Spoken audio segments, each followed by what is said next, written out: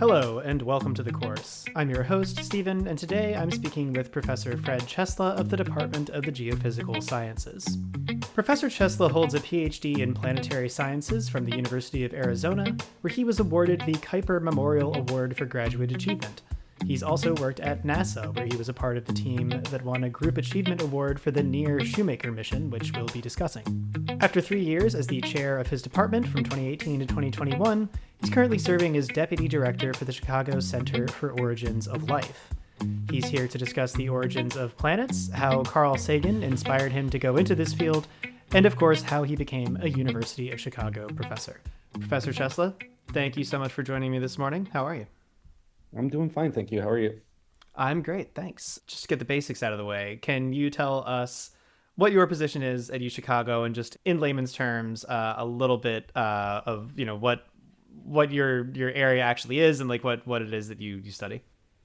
Sure. I am a professor in the Department of the Geophysical Sciences here at the University of Chicago. What I am interested in and what motivates my research is trying to understand how planets form. So I've spent a lot of time working on issues related to our own solar system, trying to understand what meteorites and comets and other things may tell us about the formation of our solar system, but also try to extend that to understand how planets are forming around other stars and what other planets may be like in the universe. Before we get to your actual academic career, just going to go even further back. Am I correct in guessing that you were a Carl Sagan fan as a kid? I very much was. I grew up in a small town in Massachusetts, far outside of any city. And I just remember, spending lots of time outside looking up at the sky and just really being fascinated. And I remember, one time my dad pointing out to me that one of the stars I was looking at was Venus and, a planet. And it just kind of blew my mind. And so I just always loved looking up, and that got me into astronomy as a young kid, and that's all I've ever wanted to do. Cool. So by the time you were like enrolling in and starting college, were you pretty confident that was the path for you? 100%. Yeah. I said it in my yearbook in junior high and high school that I was going to be an astronomer, and I just never wavered from that. That's cool. Well, yeah. Can you just lay out for me like what the steps there were then? Yeah, sure. So applying for college, I knew I wanted, again, I was looking at places that had strong astronomy programs. And I ended up going to Cornell University, which happened to be where Carl Sagan was a faculty member. Unfortunately, he got sick shortly after I got there, so I never had the chance to meet him. But yeah, I went to Cornell intending to major in astronomy, but my advisor told me that it was probably wiser to major in physics just because it was a more robust major, and astronomy is essentially physics anyway. Um, so I majored in physics there. And while I was there, I got to work with a faculty member, Steve Squires, who ended up being the PI for the Spirit and Opportunity rovers on Mars. And so while I never got the chance to meet Carl Sagan there, I met Steve Squires, which was just, I think um, opened so many doors for me. I feel like I learned a lot more working with him than I did from any of my classes, just understanding what science was and what it meant to be a scientist. He just had this incredible passion for his work that was contagious, and it really solidified in me that that's what I wanted to do for my career. And so after Cornell, I went to the University of Arizona and got my PhD in planetary sciences, um, and focused on understanding solar system formation. And after that, I was a postdoc at NASA Ames Research Center in California, in the Bay Area, and then a postdoc at the Carnegie Institution of Washington in Washington, D.C., before joining the faculty at the University of Chicago. You mentioned, your mentor like taught you what it meant to be a scientist. I'm curious, like if you could unpack that a little bit more. Like what, as someone who came in very interested in science, right? Like, what do you think you learned during that time about the actual like work and career that was valuable that you didn't know already? I think I learned exactly, not exactly, but I would say I learned what being a scientist was. I knew, as I said, applying to college, I knew I wanted to be an astronomer, but I don't think I ever really knew what that meant other than learning a lot about stars and planets and galaxies and everything.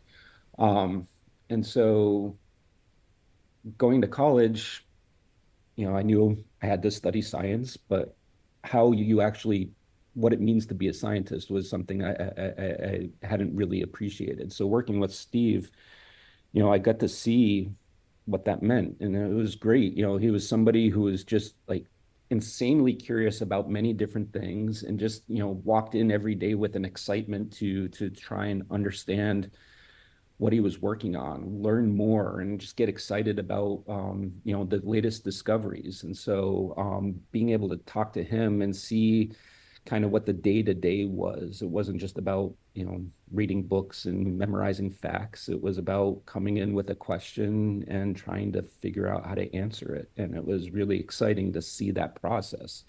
And one of the things that was great about him was he was just so encouraging as well, as a person and for other people. And so, it just made me very comfortable in that environment, and it was something I wanted to continue doing. So yeah, what questions in the field intrigued you initially? Yeah, well, I mean, when I was working at Cornell, Steve was part of the NEAR mission, the Near Earth Asteroid Rendezvous mission, which was a mission to go to the asteroid Eros and take data, trying to understand a bit about the asteroid. And so, what I worked on specifically was kind of planning observations. The mission hadn't launched yet. At the time. So we were just trying to understand how can we maximize and get the most data possible. But like I said, I was working in the astronomy department. I remember one day, what really I think, served as a turning point for me. I was working on things and talking to one of the graduate students there, and another graduate student came running through the hallway. And announced that they had found a planet around another star. This was the first time an exoplanet around a main sequence star had been discovered. Wow.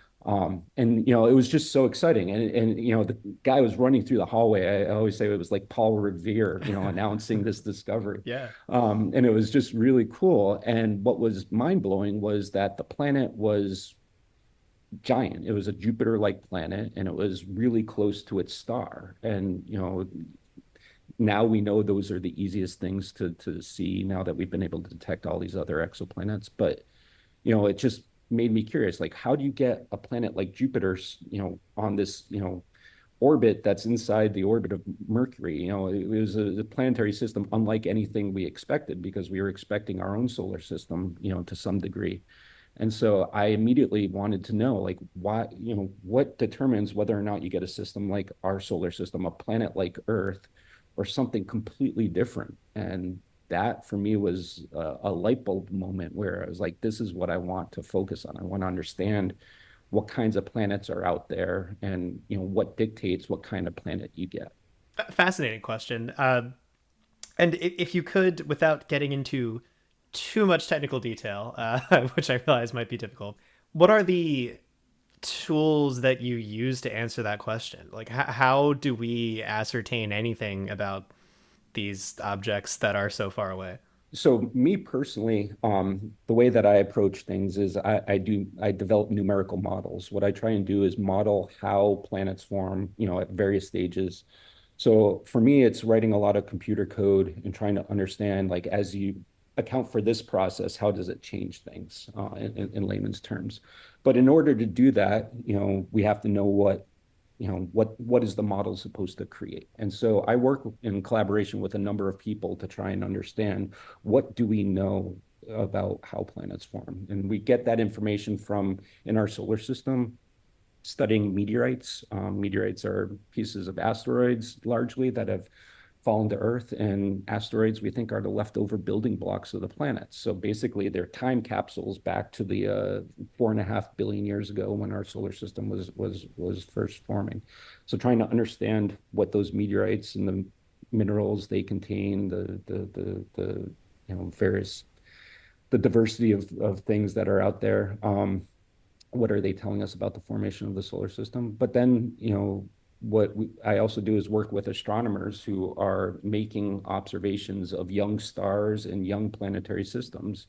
And we can actually use those as analogs for our own solar system to try and tell this coherent story about, what were the processes that were shaping things throughout the different stages of evolution that led to our solar system or other planetary systems forming. It's very cool. I have to ask about your time at NASA. Like, what projects were you working on there, and what are your memories of that? Like, what do you think you took away from it? I think that time probably shaped me as as an independent scientist more than any other. As a graduate student, I was able to really understand what it meant to work on a research project, but largely with the guidance of my mentors. At NASA, as a postdoc, you're an independent scientist. I was very fortunate, worked under the supervision of Jeff Cuzzy, who was just a fantastic mentor, fantastic human being. But he gave me the freedom to just, work on whatever problems I found interesting. And so I was there as a National Research Council fellow. What I was working on was trying to understand how the distribution of water evolved during the formation of planets. So one of the interesting things we have in our solar system or in any planetary system is, we want to know water being a fundamental ingredient for life. How does it get incorporated into planets? And so one of the challenges we have is understanding if you're very close to the star, temperatures are warm, so the water exists as a gas, and so it's not going to be incorporated easily into a planet like Earth. It's only when you get far enough out that it starts to freeze out and become solid and become available to, the solid planets, terrestrial-like planets that could eventually form. So what I was working on was trying to understand as the solar system was forming, where did that water end up and how did it impact the different stages of planet formation? I'm just curious. This might be a very stupid question. I don't know, but do you have a favorite system or like a favorite type of system, like of the various ones that you have studied? Is there anything particularly weird or interesting that sticks out to you? I think what excites me is when we find something completely different. Like I said, going back a few decades now, almost 30 years before we discovered planets around other stars, everything we imagined about how planets form, our models and our ideas were based on the solar system. And so to see the, broad ways or diverse ways that nature can act is pretty exciting, and it helps us understand things better. Yeah, I mean, are there any specific kind of misconceptions or assumptions that you've seen disproven like over the course of your time in the field? I remember as a kid, one of the stories or not stories, but one of the ideas that was out there was that, we're just a planet around a common star, there's nothing special about us, which I think is, largely true in principle, Mm-hmm. or in basic idea. But the truth of the matter is, most of the stars in the galaxy are not like the sun. They're, smaller, not as big, not as bright. And so, most of the planets that are out there are around stars that are very different. So, the environments, their formation conditions, everything could be very different. And so, yeah, we're not necessarily typical, but that doesn't mean we're special either. Well, do you hear that, listeners? Don't take it for granted. The sun. It's very special. Yeah, looking kind of more at what you do now. Can you just kind of break down for me like what occupies your time during a normal semester? Like how much teaching are you doing? Are you getting a chance to do research in between that? It varies year to year, day to day, to be honest, and that oftentimes makes it fun, although it can also be frustrating depending on Right. what's the focus of my attention. So I teach two classes a year. One of the classes that I teach is it's called Earth as a Planet. It's science for non-science majors. And I've always really enjoyed teaching that class because I feel like it's my chance to be you know, Carl Sagan. It's my chance to, try and get people interested in a topic that I am very excited about. And I've always really enjoyed that. And so that's been a lot of fun. It's a lot of work. It's a big class, nearly 300 people. So that's been my autumn quarter teaching for the last almost decade. Um, and then another class that I teach is more for graduate students and advanced undergraduates. It's very specific, a small class, and either about how to use computers to solve problems in geophysical sciences or focus on planet formation, getting into the details there. And that's a lot of fun as well because there you get to really dig deeply into topics. So it's a lot of work, but different type of work.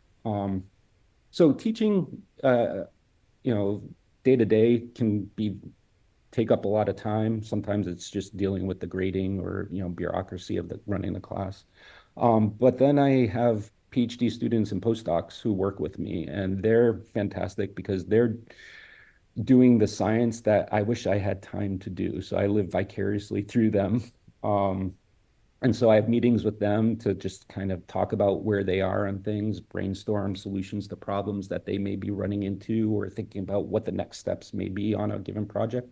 And that's a lot of fun. That's where, again, you get to just show up on a given day, not knowing what what you're going to do, but then be faced with an interesting problem that you really want to solve.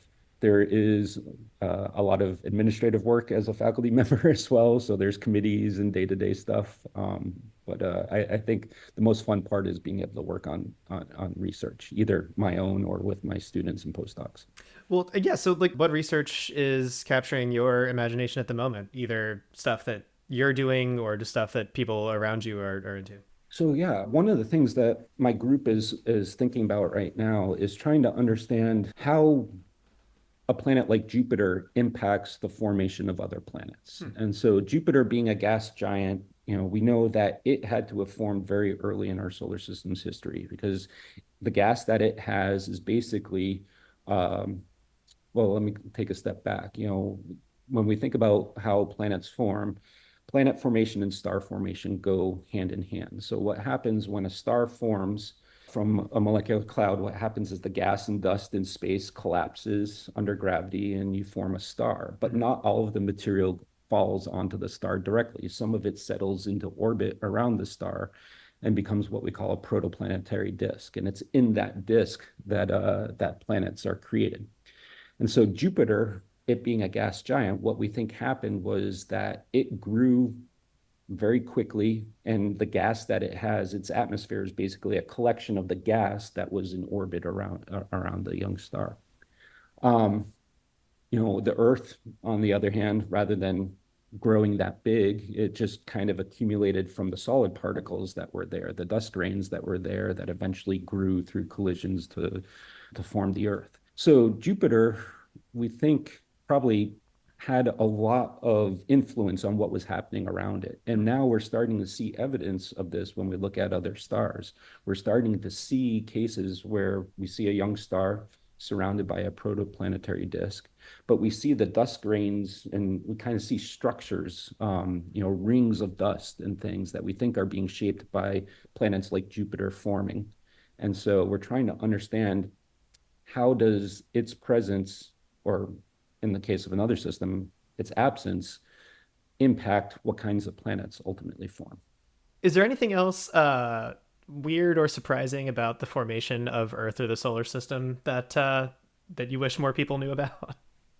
One of the things that I've been thinking about a lot is, what motivates me very broadly is like I want to know if there's life elsewhere. Ultimately, going back to that question, do we get an Earth or a giant Jupiter next to its star?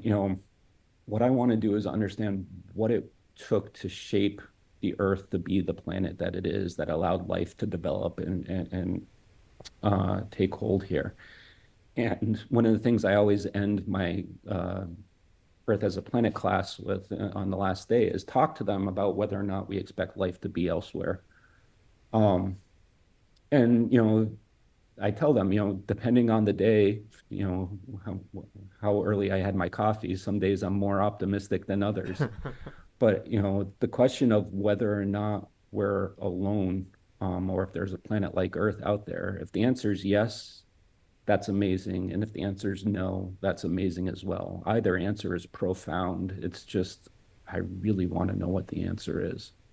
I wanted to go back. I mean, you mentioned that do a lot of models, and you mentioned like sometimes teaching a class on. It sounded like you were saying kind of how to do computer models. How have you gained the skills necessary to do that? Like as computers change dramatically. Yeah, so everything I do is self-taught, which, in some ways I'm very proud of it, and sometimes some ways I'm very ashamed about it because Yeah. if I write computer code and show it to somebody else, I know there's a better way of writing it than what I've done. So when I was in high school, I took a class in computer programming, and it was learning how to program in BASIC. I don't even know if they teach this anymore. But it was just something that I wanted to do. I knew computers were going to be an important part of the future, so I figured learning how to use them would be important. Good call. And yeah, thank you. And then when I was in undergrad working with Steve Squires, everything that I did was computer based. I had to write programs to simulate how the spacecraft was going to look at the asteroid and try and figure out how do we map out and cover, get as much information as possible. And it was one of these things where looking around, you saw that no matter what you were doing, whether you're doing models like I eventually did, or you were analyzing data or what have you, computers were a central part of all of that. And so if you wanted to understand how to get the most information out of whatever you were doing, you needed to understand what the computers were doing. So I learned to program just through experience. There'd be a problem that I need to work on, and so I had to come up with a way of solving it. And so I just learned how to write programs based on that. But in teaching this class, I try to make that point, that even if you're not going to write a 1,000-line program to simulate something, you may, want to you need to understand how do you fit a line through data? How do you, interpolate between data points? What are computers doing? What are the limitations of what they can do? Right. And how much should you believe them? And so I think that's central to all of science, no matter what kind of approach you use. Yeah, that makes a lot of sense. What advice would you give to someone who was considering, following you into this field? Follow your passion. One of the things I tell my graduate students pursuing this, there's a lot of stress and frustration, and just because you're doing something that nobody's ever done before. One of the exciting things about what I do is I get to wake up in a given day, identify the problem I want to work on, and try and solve it. That's exciting, but it's not easy. And there's times when you're beating your head against the desk trying to get things to work. It'll make you question your life choices at times. Yeah. But to know in the end that when I'm successful, I'm going to learn something that nobody else has learned before. That's just, it's awesome. So you need to have that emotional kind of fallback that allows you to ride out the lows so that you can really experience the highs. But if you want to do that, it's completely worth it. But it's not a linear path, I'll say that much. Yeah, yeah, I think that's very good for people to hear. Perhaps you may have sort of just answered this, but the last question we typically ask is, what would you say you find most fulfilling about what you do? I love sharing what I learn. I really do. Like I said, looking back at my journey, thinking about reading Carl Sagan as a kid and watching documentaries on TV, and then going to Cornell and not knowing what it meant to be an astronomer, but knowing that that's what I wanted to do, and having somebody like Steve kind of take me under his wing and help me understand what that all meant. I am deeply grateful for all the people who have worked with me and mentored me over the years. And so for me, it's really important that I am able to give back in that way. So I love, when I'm teaching a class and at the end of the quarter, a student comes up and tells me that they really learned a lot, that they didn't think they were going to enjoy the class, but they really, they're watching space documentaries on Netflix now, or, seeing my students that I work with as, the graduate students to see them grow and start tackling things on their own. For me, that's really rewarding. I get a lot of joy and pleasure out of seeing that happen, and to be part of it. Thank you, Professor Ciesla, for your time today. And course takers, if you enjoyed today's interview, please check out the other ones. Leave us a comment, subscribe, follow, and share this episode with your friends and family.